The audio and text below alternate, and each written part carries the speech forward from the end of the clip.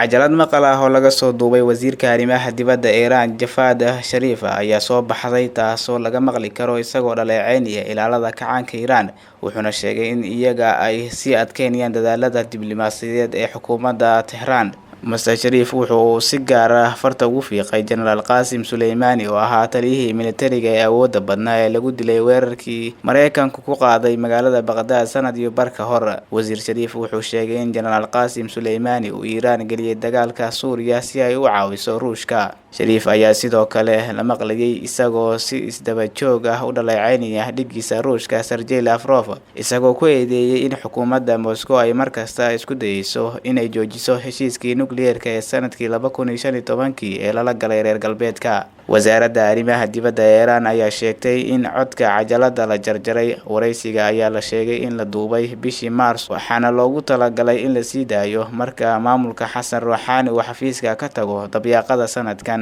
General Qasim Soleimani oo ahaa madaxa cutub ka mid ah ciidamada ilaalada kacaanka ee dalka Iran oo lagu magacaabo Qudus ayaa waxaa lagu dilay gantaalo ay diyaaradaha aan duuliyaha lahayn ku rideen eelboorka magaalada Baghdad ee dalka Ciraaq waxaana dilkiisa xaqiijisay dowladda Mareykanka. Ciidamada Qudus ayaa ah ciidan qaabilsan howlgallada dibadda kana tirsan ciidamada dalka Iran.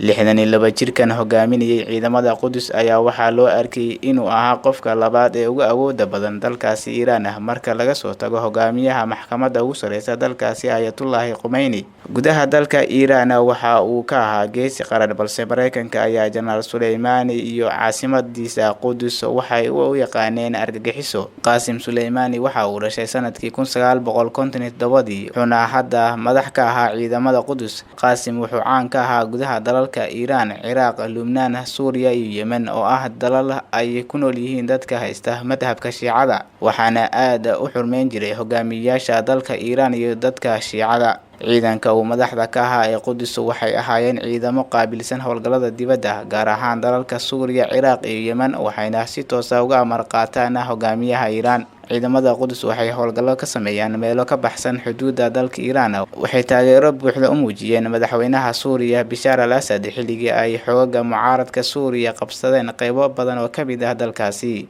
ciidamada Qudus ayaa sidoo kale gudaha dalka Ciraaq kula dagaalameen kooxda ISIS waxayna ku guuleysteen in ay ka saaraan deegaano badan.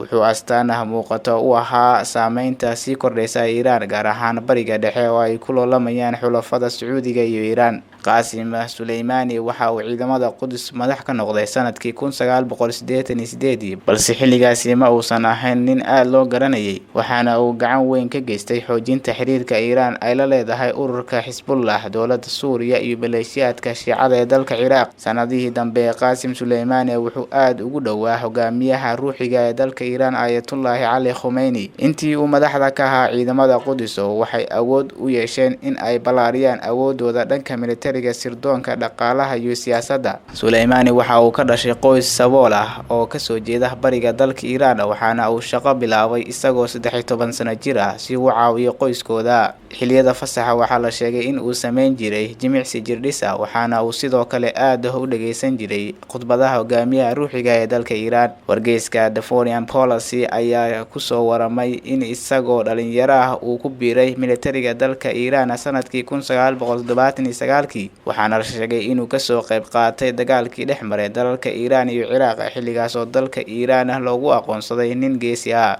sanadkii 2005 markii dib loo soo dhisay dowladda Ciraaq, Qasim Soleimani wuxuu saameyn siyaasadeed ku yeeshay dowladdii uu hogaaminayay ra'iisul wasaarihii hore ee Ciraaq Nouri al-Maliki. markii ay dagaalada sokeeye ka bilowdeen dalka Suuriya wuxuu ciidamadiisa ku amray inay gudaha u galaan Suuriya oo ay difaacaan dowladda madaxweyne Bashar al-Assad. Qasim Soleimani wuxuu dhowr jeer ka badbaaday isku day dil oo ay soo maleegeen Israa'iil iyo qaar ka mid ah dalalka Carabta. dhowr jeer waxaa la sheegay in uu dhintay inkastoo markii dambe la xaqiijiyay inuu nool yahay. sanadkii 2006 waxaa la sheegay in Soleimani uu ku dhintay diyaarad ku burburtay waqooyiga galbeed ee dalka Iran. sidoo kale sanadkii 2012 waxaa la soo wariyay in uu ku dhintay qarax ka dhacay caasimadda Suuriya ee Dimashq halkaas oo ay ku dhinteen saraakiil sarsare oo aad ugu dhowaa madaxweyne Bashar al-Assad. dowladda Iran ayaa bishii Oktoobar ee sanadkii hore sheegtay in ay fashilisay qorshe la doonayay in lagu kharijiyo Qasem Soleimani, waxaana warbaahinta dalka Israel ay dhowr sano ka hor ku soo warantay in Israel ay dhowr jeer isku dayday in ay kharijiso Qasem Soleimani.